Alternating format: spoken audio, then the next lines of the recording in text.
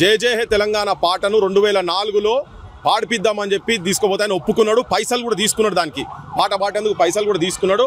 ఇక్కడ నుంచి రస్మై బాలకిషన్ ఈ సాంస్కృతిక సారథి చైర్మన్ ఉండి ఇంతకుముందు ఆయన అప్పుడు 2004లో మద్రాసు పోయిన తర్వాత ఆ స్టూడియో ఉంటుంది ఆయన పక్కకు, దాని తర్వాత ఆయన ఇంటికాడికి పోయిన తర్వాత పైసలు కూడా తీసుకున్న తర్వాత ఆయనే ఆడ ఆబ్జెక్షన్ చేసింది ఏంటంటే, గోదావరి కృష్ణమ్మలు మన బీళ్లకు మల్లాలి, పచ్చని మాగాణాలతో పసిడి సిరులు పండాలి, సుఖశాంతుల తెలంగాణ సుభిక్షమై ఉండాలి, స్వరాష్ట్రమై తెలంగాణ స్వర్ణయుగం కావాలి అనే పదం ఉంటుంది అందులో. అయితే స్వరాష్ట్రం అనే పదం తీస్తేనే వాడతా, లేకపోతే నేను నేను సమైక్యవాదిని అని చెప్పిండు ఆయన క్లియర్గా.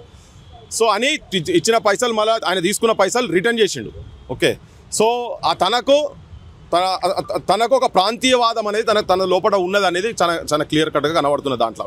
ఇక్కడ నేను చెప్పేది ఏంటంటే, ఈ ప్రాంతం అదే ఉదాహరణ తీసుకుంటే అదే పాటను వైజాగ్ విజయనగరం సంబంధించినటువంటి రామకృష్ణ తన ఘంటసాల, ఇప్పుడు ఇక్కడ పెట్టారు కదా, ఘంటసాలకు సమకాలికుడు, ఘంటసాలతోని పోటీ పడ్డాడు, తర్వాత బాలసుబ్రహ్మణ్యంతో కూడా పోటీ పడ్డటువంటి రామకృష్ణ, అది విజయనగరం, తన ఈ పాటను వెంటనే ఒక పైసా తీసుకోకుండా పోయేటప్పుడు ఏదో ఆయన వద్దంటుంటే డీజిల్ పైసలు చేతిలో పెడితే అడిగిన వెంటనే దాంట్లో చరణాలు ఏమున్నాయి ఏందని ఏం అడగకుండా జయ జయ హే తెలంగాణ జననీ జయ కేతనం అనే పాట రామకృష్ణ అదే ఆంధ్రాకు సంబంధించినటువంటి అతనితోని పాడిపించారు.